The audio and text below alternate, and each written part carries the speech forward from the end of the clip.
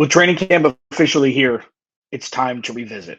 What are the official three most important storylines for the Arizona Cardinals going into the 2023 season? Let's discuss. You are Locked On Cardinals, your daily Arizona Cardinals podcast. Part of the Locked On Podcast Network, your team every day.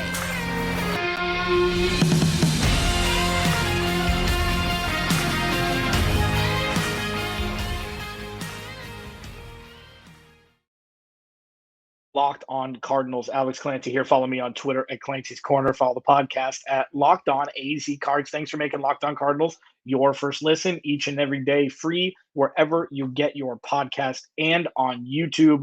Today's episode of Locked On Cardinals is brought to you by eBay Motors. A championship team is about each player being a perfect fit. Same with your vehicle. So for parts that fit, head to eBay Motors and look for the green check. Stay in the game with eBay Guaranteed Fit. ebaymotors.com.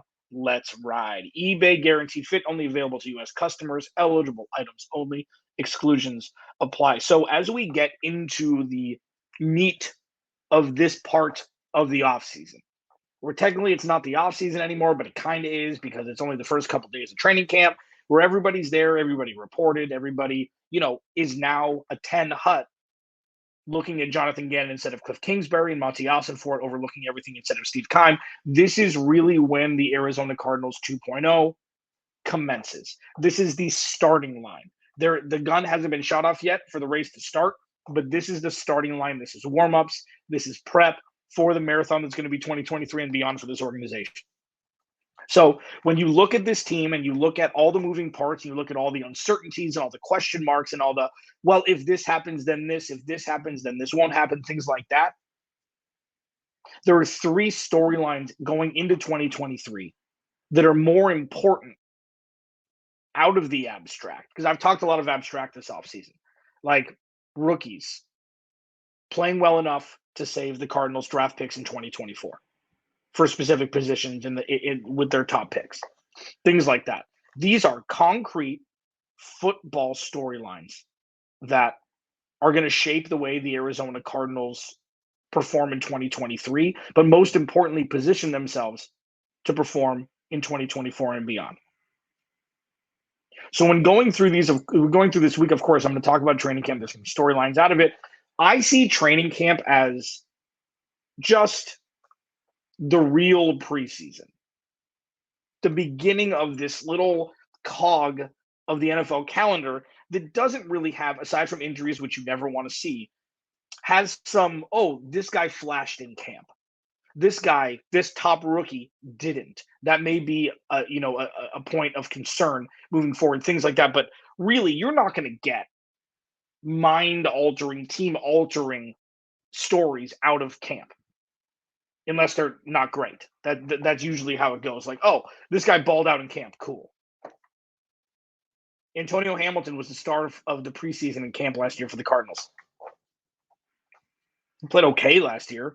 Obviously, he had that tough in-kitchen hot oil injury that burns that kept him off the field for the first handful of games. He was fine. Greg Dortch, I hold that more on Kliff Kingsbury, that he didn't get the run that he deserved. But when Rondo Moore played so well to start last season, you couldn't really validate playing him, especially with Hollywood Brown and DeAndre Hopkins when they were both back. But you're not going to get like this team-altering story to come out of camp, unless it's not good, unless it's an injury, which obviously you don't hope anybody gets injured on any team, even if it's your most hated rival. But pivoting here to the big picture, which is what I'd like to talk about a lot on this podcast, because it's not exactly X's and O's, and it's also not exactly, this is a list of what could happen 5 years from now. It's kind of a combination of everything. So with the three storylines that are most important for the Cardinals in 2023, the first one is Kyler Murray, and it needs to be discussed. I don't think I talk about Kyler Murray enough on this podcast. I think it's just one of those things where you're like, three most important Cardinals aside from Kyler Murray, three most important this aside from Kyler Murray. Like things like that. And I think that I need to talk about him more as we get into this, into the season. But with him, starting the season on the PUP list and not, practicing really, even though he's shown, Instagram and all those things. That's a whole other conversation about Kyler Murray this offseason, as he's really kind of turned into a different person. Kyler Murray is it for 2023. How many games does he play? How does he play when he comes back? What does that mean for the future? Does he play enough games and play well enough to really garner the look of, you know what? Let's opt for the 3 first-round pick package for Caleb Williams instead of drafting him. Let's opt for the 3 first-round pick package instead of drafting Drake May. Because remember, just a little aside here, they got to play a whole other season. Drake May could 100% come out and be like, wait, should he be number 1? It went like that with Carson Wentz and Jared Goff. And I know I'm not comparing them directly to these two talents, and just watch out for the other quarterback. Spencer Rattler was a Heisman hopeful at the start of 2 seasons ago when Caleb Williams took over for him at Oklahoma. Like, football is weird in college. So with Kyler Murray, there's going to be a couple actual metrics they're going to have to be infused together to find some sort of result pertaining to what they want to do with him in the future. It's going to be, how many games does he play? How does he play in those games? Are those games meaningful at all? That's a little bit of a lesser percentage of the pie. And overall, how is he as a leader and as a teammate? Those two are lesser than. It's obviously the play on the field first. Aaron Rodgers is a total jerk, but everybody wants him to be the quarterback. How many games does he play? How does he play during those games? That's number 1 and number 2. And those are such massive unknowns right now. You'd think the latter of those two would be positive, on a positive slope. But we don't know. New offense. New-ish offensive line with Paris Johnson most likely playing left guard to start. Will Hernandez coming back. Kelvin Beachum, if he comes and plays to start during injury, depending on his injury. DJ Humphries, Old Faithful on the left side. James Conner, Hollywood Brown, no DeAndre Hopkins, Rondale Moore, Greg Dortch, Michael Wilson. Zach Ertz, Trey McBride. I talked about Trey McBride in the last podcast. He could have a massive role this year. But really, say there's a couple different things with Kyler Murray. One, he comes back in week 7 and they're 1-5. That is that would be the ideal time. If it's week 11 or week 12, which I don't think it's going to be, it's kind of like it's not my guy. Is that the excuse they're going to use in the contract? Monti Ossenfort and Jonathan Gannon to go draft a young buck instead? I don't know. But if he comes back in week 7 or before, they play bad before he gets there and they play really well when he comes back, that's all she wrote.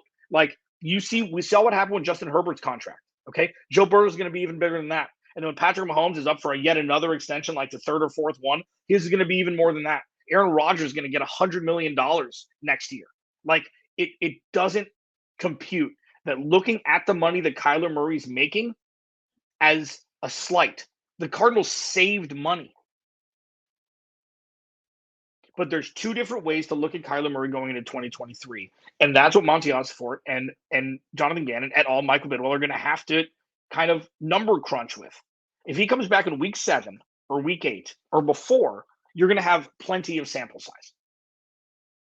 If he comes back week 9, week 10, week 11 after a lost season when they start 1-7, it's going to be very, very difficult to kind of determine. So the 3 most important storylines for 2023 season, the first and obviously most important one is Kyler Murray, his health, how he plays when he comes back, how many games he does play, and if that's enough for Monti Ossenfort to say, you know what, he's the QB for the future. And on top of that, him growing and maturing as a man this offseason, doing a bunch of different things, shopping sprees for kids, going back to Oklahoma with his trophy ceremony, with the video that went viral there, you're starting to see more of Kyler Murray. And that is a fantastic thing. We'll just see if the play on the field translates to grow a package that will be, good enough for Kyler Murray to be the quarterback of the future. It's TBD. I think he will be, but it's still TBD and still the number 1 most storyline for the 2023 season for the Cardinals, especially because he's going to start the season injured. Locked On Cardinals, your team every day. The next guy is somebody who is the heart and soul of this team. He had his own video that went viral yesterday about, he's back, go Cards, bleep. It's Budda Baker. It is, and will always be Budda Baker as the heart and soul of this team. So the Cardinals need to pay him, but they haven't. So this is another very, very important storyline going into 2023 with many different wrinkles. I'll hit it next. Locked On Cardinals, your team every day. This episode of Locked On Cardinals is brought to you by BetterHelp. Here's the thing, okay?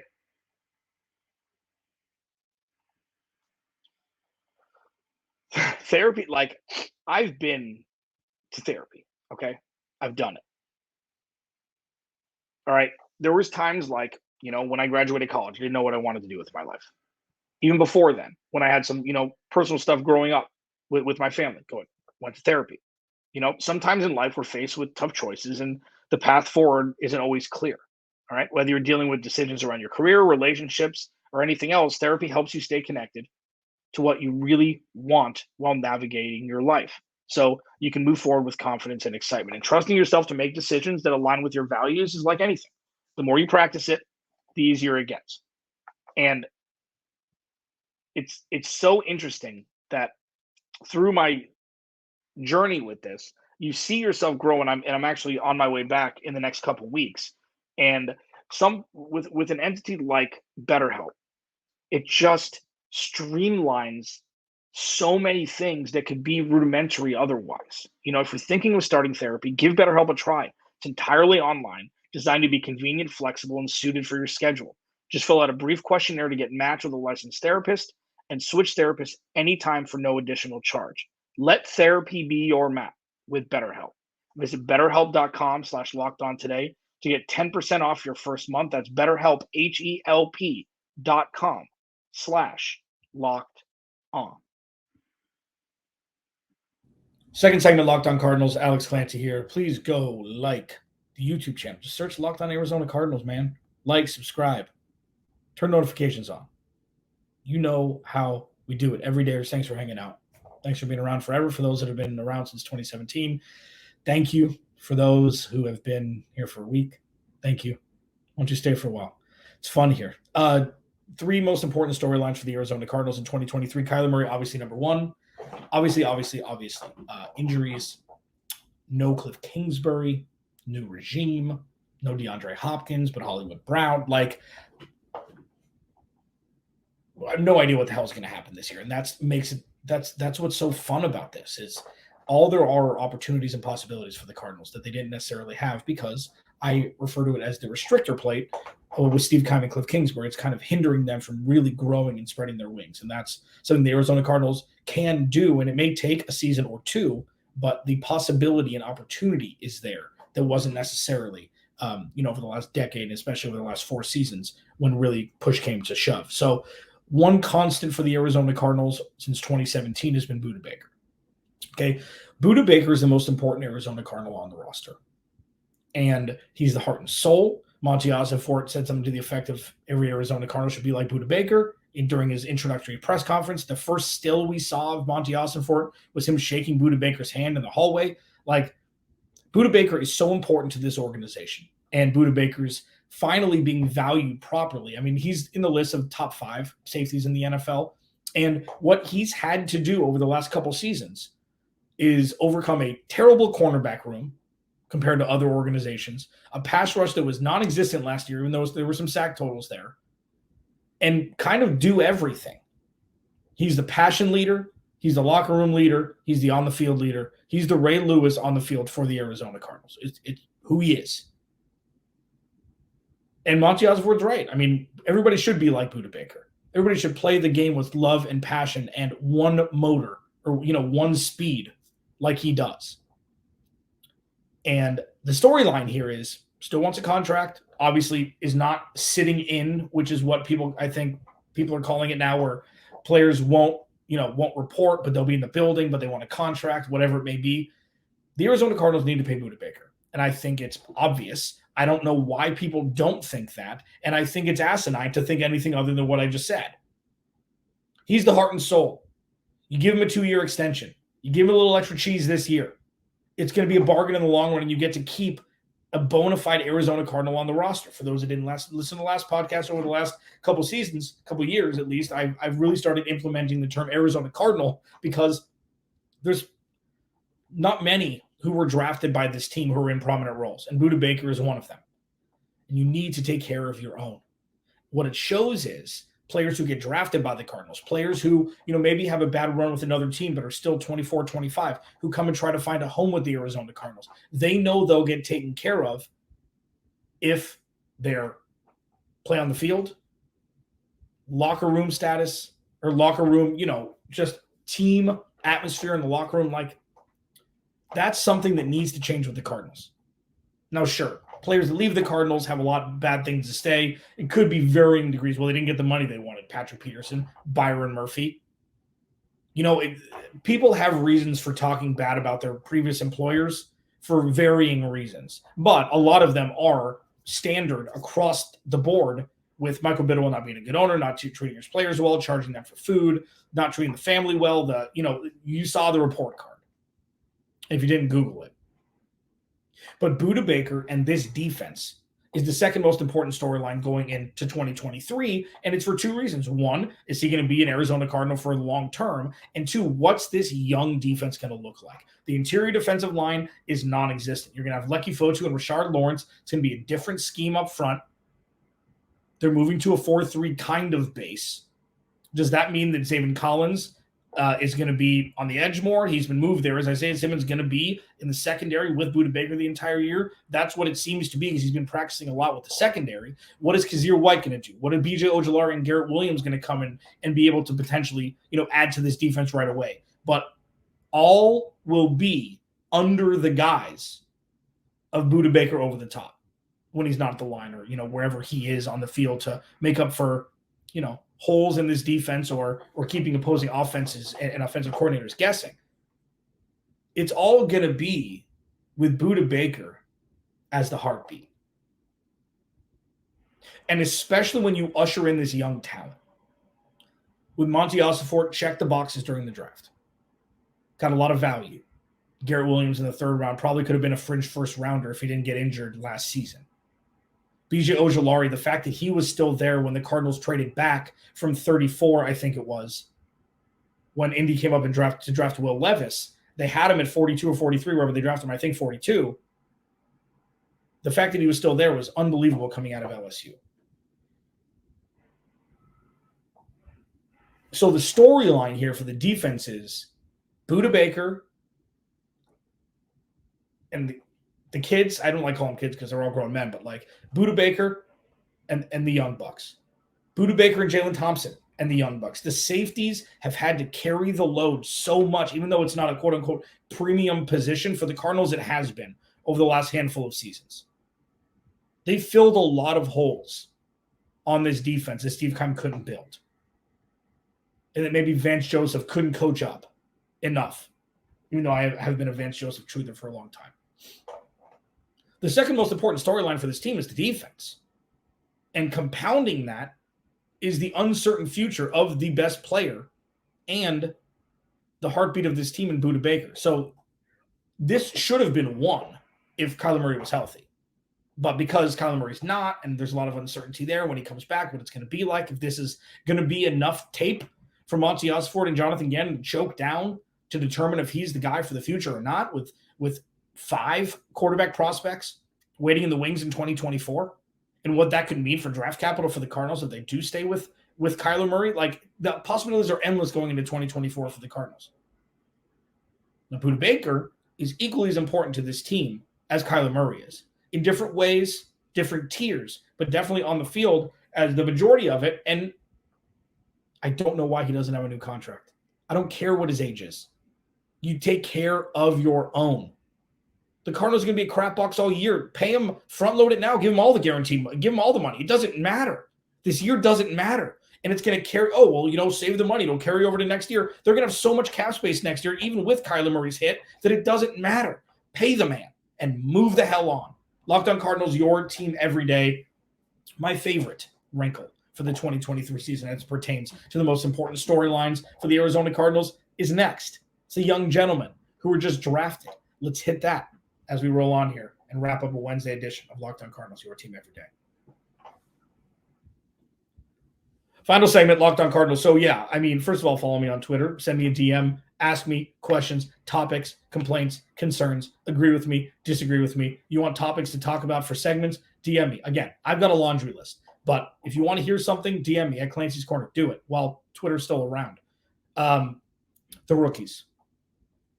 This is the third biggest storyline. And usually rookies is a top 5 storyline for any organization, whether it be the Kansas City Chiefs or the Detroit Lions 20 years ago. You know, it obviously is a storyline, but for the Cardinals specifically, with what Monti Ossenfort did, and I've said this for a while, you know, this is a 2 off-season thing. It's a 2 off-season rebuild. Free agency, draft, free agency, draft.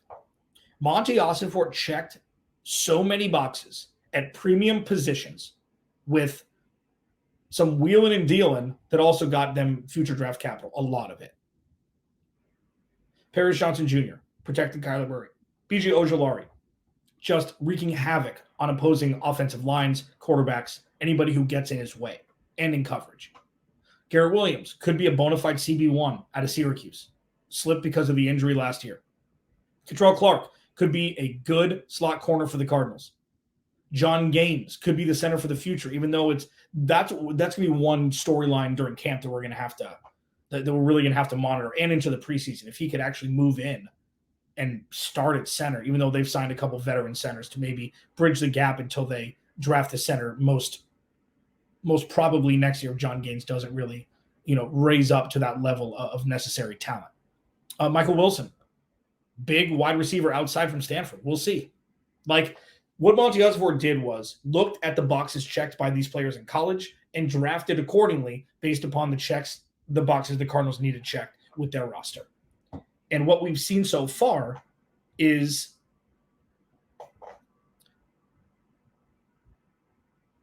smiles, excitement. Paris Johnson Jr.'s got that big smile. We saw it during a rookie minicamp earlier on, weeks ago. The rookies are a storyline for a couple reasons, as I mentioned going into this segment. Number one, how many of them can become stars?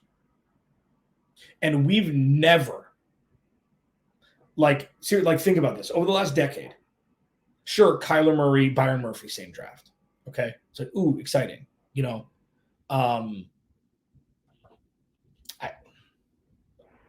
When have we witnessed a draft by the Cardinals where it's like first through fourth round, every pick you're like, oh yeah, giddy up. Oh yeah, that's this year.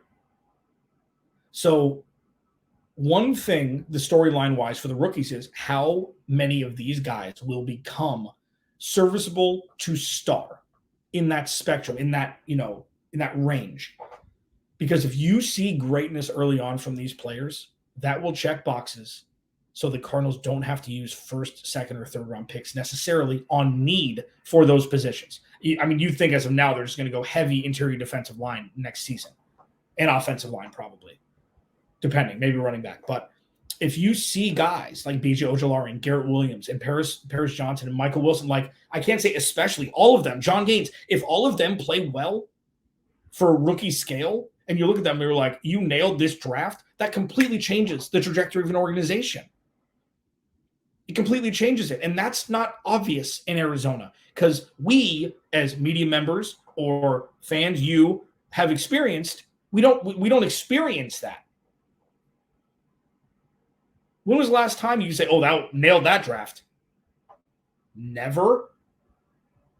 Tron Matthews' draft was pretty good, but top to bottom, never. It doesn't happen really across unless you're Howie Roseman or the 49ers when they just have 4th through 6th round picks and they find stars because they trade away all their top draft picks. If two of those guys, Paris Johnson Jr., Garrett Williams, if you can find a CB1 in 3rd round because he had an injury and that's why he dropped, CB1 for the next 5, 7, 8 years, and B.J. Ojolari becomes the everything guy on defense that you wanted Isaiah Simmons to be, even though they have a different skill set. Michael Wilson becomes a wide receiver 1 where it's like, oh boy, somebody's offering us 3 first-round picks for Marvin Harrison Jr. Do we think about it?